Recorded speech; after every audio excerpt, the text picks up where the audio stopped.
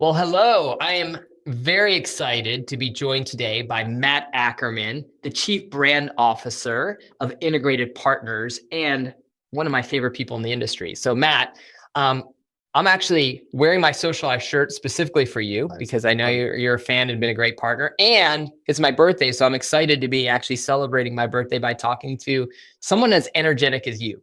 Celebrating your birthday with me, man. I really hope we are setting the bar high. I mean, hope you're doing other things besides chat with me today. I hope you got a lot of fun things planned ahead. You are awesome, man. Any chance to talk with you Appreciate you. is good times for me, my friend. Well, it's the half century mark, so I've already done a bunch of things leading up to the birthday. I've turned 50 today, and Okay. but the fun continues later tonight with the family. But Absolutely. now to you, Matt. I want to start with tell us a little bit about your background and how you got into the wealth management industry. Let's just start there. Well, I turned a half century myself back in November, and I think Nice. even better things are ahead for both of us. Um, my journey in this industry is starts really on the journalism side. I really came up through journalism, started as a writer first, writing about first. Oddly, it was back when they were still calling them investment products and insurance products, and then moved over to wealth management, covering this great industry of financial planning at a couple great publications, American Banker, Investment News, Financial Planning. When I got interviewed at Investment News, had a real turning point in my career because a great person who became a great mentor, a great friend of mine said to me, "Forget about this job. We're hiring you for this one." I think I was applying to be a web editor. He said to me, "If you could do anything, what would you do?" And I said, "Anything?" And he said, "Yeah, anything." I said, "Well, I have this idea where I host a reality show where I go around helping advisors fix their practices." And he was like, "Really?" And I was like, "Yeah." I said, "I think we have barely explored the creative sides of this industry." And I said, "We have to start to get braver and exploring those things." So I did 7 seasons of a show called Practice Makeover. And from there at Investment News, any weird, strange, odd, creative idea that was in my head, I got to go out and really do and create. And it was one of the greatest times of my career. I still embrace it so much. And um, it's really all about what can you do to stand out from the crowd. While I was there, I got to do a documentary that we debuted at the United Nations about impact investing. We got to do so many interesting and cool things, and to this day, every young person that I have the pleasure to mentor, I challenge and say, stop doing things that are safe and start doing things that are creative and different. Don't just don't just be part of the crowd. Really be one of one. That's really the mission. That's really the goal. I suspect this is going to be a bit of the theme throughout the conversation I we hope have so. here is like, how do you set yourself up Yeah. to be different? So since you've been on the front lines in the world of media and journalism as it intersects with wealth management, how would you say um, wealth management firms have embraced media and media use over time? Oh, great question. I think oftentimes media is looked at like a means to an end instead of a partnership, instead of a relationship. You know, great advisors, great wealth managers really do need to are relationship people. But in their mind, they see sometimes media as an enemy rather than as an opportunity, rather than people that you can really build and grow relationships with. When I joined integrated partners in 2020, um, somebody else on the team said to me, "We're one of the industry's best kept secrets." And I said to them, "If that's the case in a year, you should fire me." Because really, we need to build great relationships, great teamwork, great partnerships, great friendships with the media so that ultimately no one ever feels like it's a that's it's some sort of transactional relationship with the media. It should always feel like partnership. It should always feel about, hey, how can we help each other grow? What new idea can I bring to you? What's some cool opportunity you can bring to me? And those are the ones that thrive. So people at first kind of were skeptical. Now I go to industry events and I don't work on the media side anymore, but I was just at Edge down in Florida in Boca Raton. And, I was working with friends from wealthmanagement.com, and I was the one doing their video interviews. And people are coming over like, "Do you work for them?" And I'm like, "No." They're like, "Well, shouldn't you have your brand more front and center?" I'm like, "No, people know who I am. They connect that. And it's not a transactional relationship. It's really about great friendships and partnerships that really ultimately thrive together. Love it. And you were masterful down there in Oh, Boca, I thank you, have my to friend. say.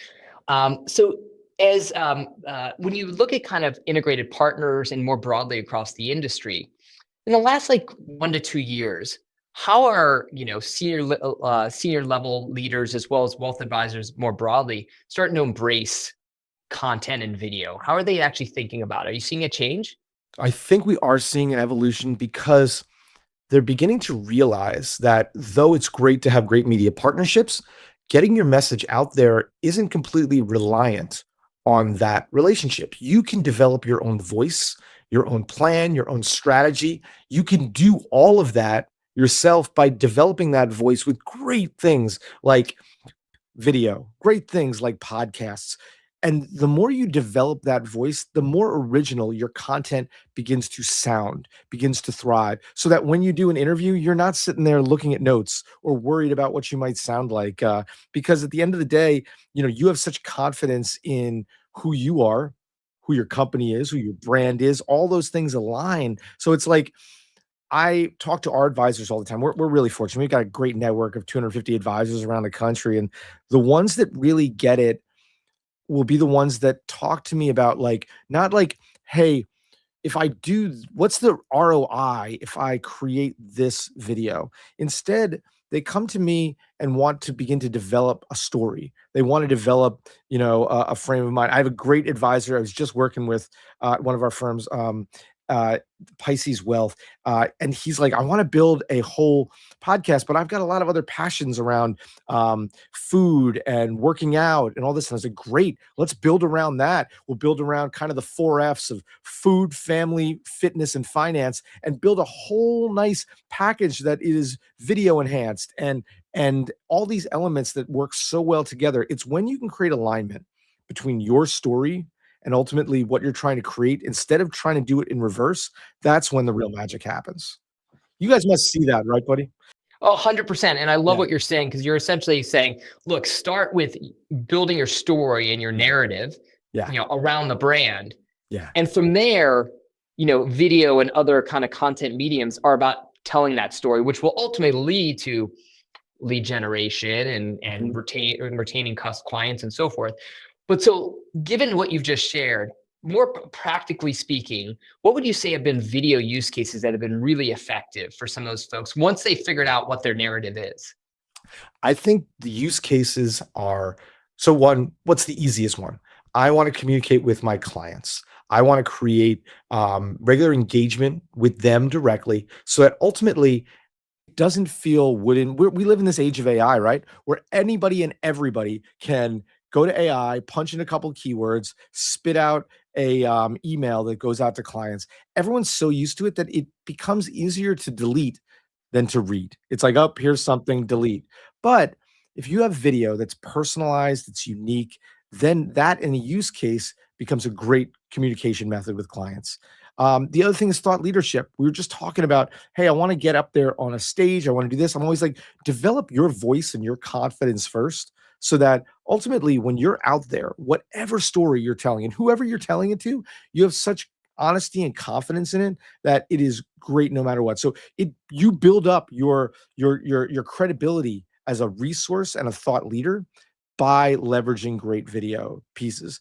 I think there was this fear at one point around video, and what I attribute it to is we all grew up in this age where we had a camera, right? I have a bunch in the background here, but we had a camera, right, that had so many exposures in it. So we almost wanted to be perfect in every exposure. Now, what I'm telling people is there is unlimited digital footage opportunity out there to re-record segments, to redo something. You don't have to be perfect. Just be genuinely yourself. And hey, there's nothing wrong with saying that didn't work. Delete. Let's go back and do that one again. So I think that is the real magic of video. The real opportunity of video here is to really stand out from the crowd, but also be willing to fail so that ultimately you can get to a better place. Well, I couldn't agree more. And in a world of social driven content, Yeah. imperfect is actually what plays. Like all the data keeps showing that Yeah. authentic, not overly scripted, kind of human first content really moves the needle. Are you seeing that as well? Oh, Particularly when definitely. it comes to social channels? Anything you can share there? Absolutely. It's funny. I was talking about Edge, and a couple of my good friends were like, "Oh, can we do an interview with you? Do you want to know the questions in advance?" I was like, "Don't give me questions in advance. Let's have a conversation." You're an improv guy. I love it. There's not, I was always a guy that was like, just throw stuff at me. Let's see what sticks. They wanted to create a video segment, talking about creativity, marketing, but it went in a bunch of different directions. They love to end with like, what was your big video? What was your big money mistake? You personally. And I told this whole story about, getting a credit card when I was too young and buying an R2D2 telephone. And, we posted that content out there on social. I get more reception, more engagement talking about those kind of really authentic video pieces than I do anything else that you're going to sit there and really take time and toil over. The genuine nature of that, to your point, is it really resonates with everyone. They want to know who you really are. They don't just want to know the lines you practiced in the elevator ride on the way to the interview.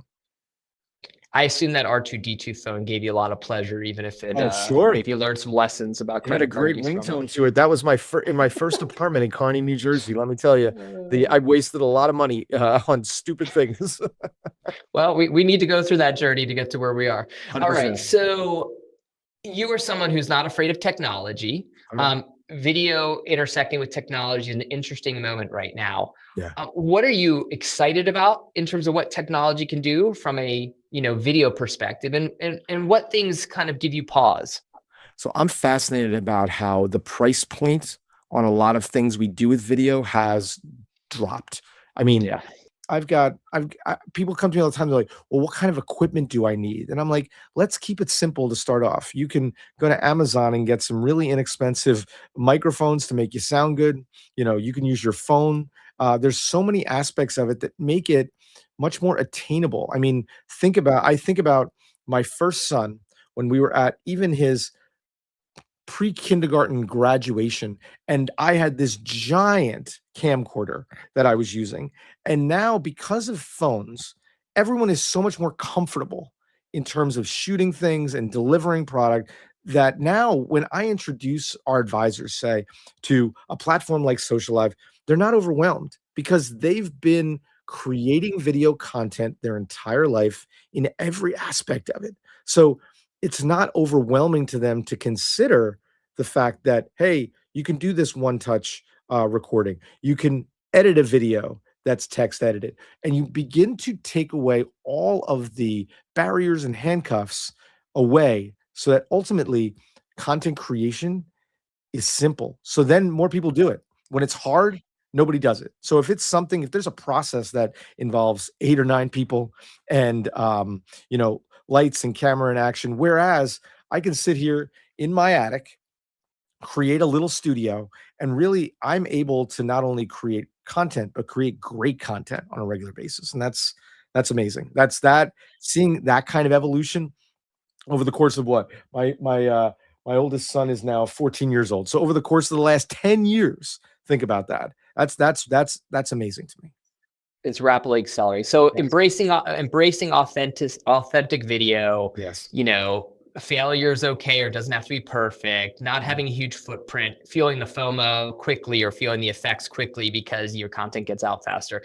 One of the things I've seen is to build that culture around video. You kind of need to start with leadership being engaged and committed to it and okay with it. What are you seeing, and how at Integrated Partners have you started to develop a culture that embraces video? Oh, so we talked about FOMO a little bit ago, and I think there is an element of that when it comes to anything we create. I always like to create ambassadors, people that we can begin to see early wins with, so that other people go, "Hey, I want that too. I want to develop that. That's really great. That's cool." Some things seem overwhelming, extra difficult, or if it seems like it's beyond the scope of your job, people will shy away from it and go, "You know what? It's not a big deal." But if you can show use cases, if you can show how ultimately this has helped deliver to the bottom line, and in some cases has helped them to create and deliver new assets and new revenue, then all of a sudden people are like, "Okay, now I have to listen. I can't ignore this because they've this advisor that we have in Seattle is doing amazing things with video. This advisor in Chicago is now doing amazing things with video. It's happening rapidly all around the country. So then everyone else in the network sees this and goes, gosh, I can't afford to ignore this anymore. You probably see this in a lot of places where you guys are too, where the legacy older advisor, that foundational piece thinks, you know what, I'm never going to do that. That's not for me. And I'll say to them, but I bet there's someone on your team that would love to get this rolling. And then they'll say, well, I don't know if that's, if that's right. I want my face, my brand to be the face of this company. It's like, okay, fine. Let's start there. Let's build with you. Let's go from there. But I find it a fascinating journey that we're on with content and video now. I mean, you must see it all the time with firms like integrated firms in wealth management that are just realizing, man, we have to get on this train or it's going to run us over. We have to get on the video train or we're going to lose in the long term. So, for advisors who are thinking about getting in the video game, whether they're at your firm or Yeah, elsewhere, like, what would you say are the consistent themes of folks who get in there and do it well, and folks who struggle? great question. So I think let's start with where people can tend to struggle when it comes to content and video. The ones that tend to struggle are the ones trying to be perfect, trying to not be themselves. They've created a character that they believe has worked through their career, and they just want to do that. The ones who succeed, on the other hand, are willing to be authentic, willing to open up maybe their personal life. Tell me about what makes you passionate and excited, and let's lean into that. That is the most important thing is that authenticity, which I know we keep going back to, but those that win will open themselves up and tell me who you really are. I don't think that can be stressed too much. I mean, I think I've thought about it a lot because for me, I want people to know that I'm a dad. I want people to understand that I've been coaching baseball for 30 years. I want people to feel my passion for music and I feel my personality. I mean, I get on a stage and I want to do something so unique and different that you can't forget it. And to do that, it has to be part of who you are. Otherwise, what are we doing here? Like, there's like we were saying, and the advice I give to young folks entering the industry: be yourself, be one of one. Don't just stand back and try to recreate what in your head is the perfect character. Just be yourself. Be that character. In terms of how integrated approaches, Mhm. sharing internally amongst the Yeah. advisors and mentorship, what are you seeing? Is there any like reverse mentorship you're seeing? That's one thing Kate Ardini and I spoke about at our Yes. talk about reverse mentorship. Some of the younger advisors who are digital natives and social natives, kind of helping advisors who didn't grow up with social and video kind of embrace it. What do you see? I love it. So we have a great class of interns right now, and I start by asking them questions. I want to know, how do you take in information? What do you watch in the mornings? What is exciting and what makes you passionate? And then I want to know how they are communicating. One of my favorite questions I ask in job interviews now is I with young folks, I say, okay, tell me about the last time you communicated with your mom. What was it? Okay, and most of the time, by the way, it's text. Okay, when was the last time you had a phone conversation with your mom? And tell me about how that went. I want people that will embrace conversation and talking. I think that at Integrated, the people that we see succeed embrace kind of this sharing community that is integrated partners. It is people that want to help everyone get better. So if a script or a story or a position with video content works for one advisor, we can bring it to another. They might even come to us and ask, hey, I love this concept that they did on estate planning and how to find the perfect executor for your estate. Can I use that script? I'm like, yes, let's make it your own. Let's make it your own. Let's not make it a script. Let's make it your own. And they love that. So to me, it is a sharing community, but at the same time, it's not afraid to kind of find out from the next generation how we can get better too. Talk to me about the social media that you're checking out. What do I need to know about WhatsApp? or how you communicate with your mom. I want to understand all the things that I don't know because, hey, I'm 50, but I want the next 50 years to be even better than my first 50. Awesome. I got a couple more questions here. Shoot. But yeah, the next question I have for you is around compliance. So when you're kind of thinking about video and scaling video, how do you engage the compliance team early and often through the process? What gets them comfortable? Oh, so what I've learned is it's like the Weather Channel, constant updates works. So what I like to do is build out to start off with if we build out a script, sending it over so that we can get approval on that script. Get them to engage early so that ultimately the worst thing you can have happen for an advisor that's just getting comfortable with video is, hey, we did all this work, but now I have to we have to redo it all because we had this one line in here. They'll often the advisor will give up. So instead, I do I separate it into two conversations. I do a prep meeting on a Monday with an advisor. We come up with a couple keynotes. I then put a script together, get compliance's approval, and then re-recording it on Friday. So that ultimately, by breaking up the process into pieces, compliance gets more comfortable, the advisor's more comfortable, and ultimately, they're able also to have time to digest the script and not commit it to memory because we have the great teleprompter functionality. They do have the time to begin making it their own. There's certain things we can always change. Compliance isn't going to kill me on, but as long as we know the keynotes and the red flags, that makes it a lot easier. I love it. So you've created a workflow, operational workflow around video creation at the Mhm. advisor level. It's beautiful.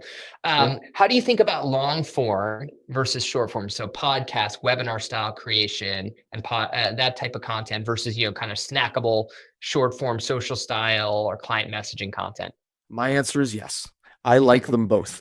But I think we can take long form content, an interview, maybe the last 30 minutes, and pull out snackable bites from it. Sometimes I will say to folks like, yes, we could re-record this quote. Maybe there's a quote from this that somebody loved. They're like, oh, I love that line you had about don't get run over by a train or whatever I said, right? But sometimes in the recreation of a quote, it feels less genuine. So I love when we can go through it instead and go, okay, I'm going to take that bit and run it over here. I love taking one piece that we can then make into 5 or 6 different pieces for different types of content, different areas, and different ways to use it. I love it. All right, I have to ask the self-serving question, if you Mhm. will. But you obviously became a customer of Socialive right at the end of 25. Yes. We appreciate you for that. But I must ask, why did you decide on Socialive? Obviously, I'd kicked the tires on a lot of different video platforms. And in fact, there was a couple platforms that I looked at that appeared to be tailored for this industry.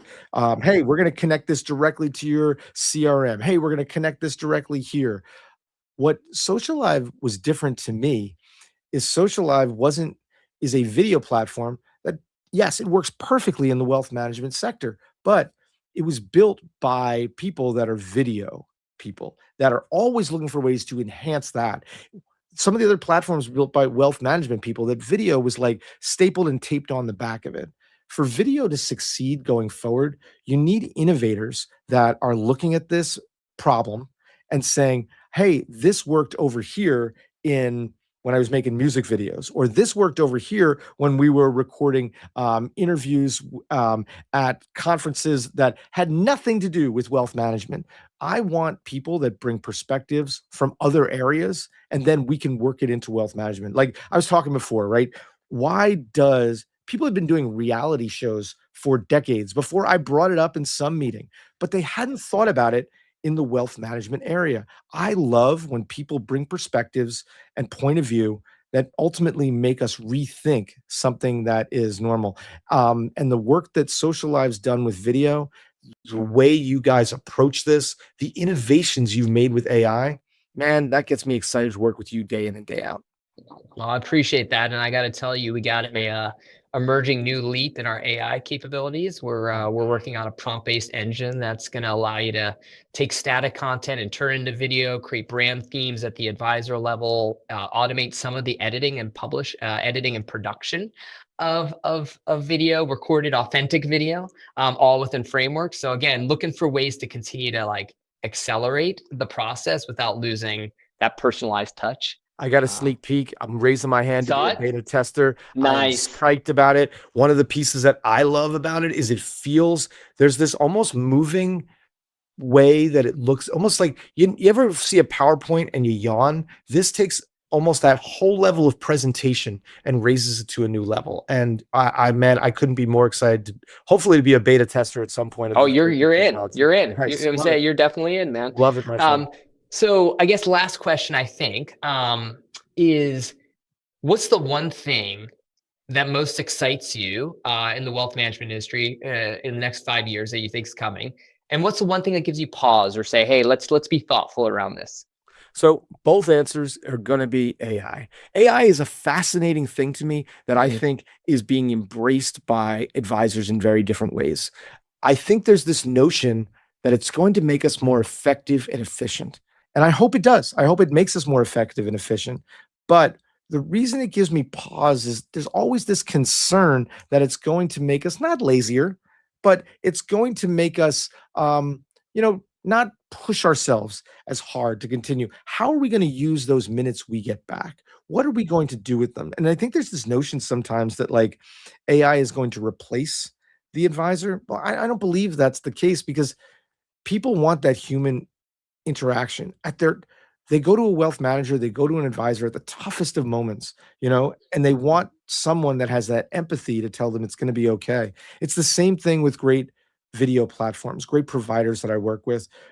Someone who is much smarter than me said, don't pick a platform based on the bells and whistles, pick it based on the people behind the scenes that are going to pick up the phone and help you through the chaos of the moment. And really, that's one of the magic things about Socialive is the moments when it's not on autopilot, where suddenly this piece of content you worked really hard for has disappeared, or this really tough interview that you finally nailed down and you've got the perfect one. Okay, I can't make the edit work. There's real people that are going to be there, and that's the difference maker long term. I love this, Matt. And look, as someone who values relationships deeply, I think it's the currency of our world. And as technology evolves, relationships will matter even more. Like I can't thank you enough for your partnership, for being a Social Live customer and an emerging friend as well. So you always have great insights to share. So I want to thank you, Matt Ackermann, Chief Brand Officer of Integrated Partners, industry stalwart, and also one of the coolest, most energetic dudes I know. Thank you so much for this conversation today, and excited to see more with you and do more with you over the years ahead. My pleasure, and happy birthday, my friend. It was fun to Thank you. spend at least 30 minutes of your birthday here with me, and I hope it was as fun for you as it was for me. Thanks, my friend. Oh, it was awesome. Thank you. Thanks, buddy.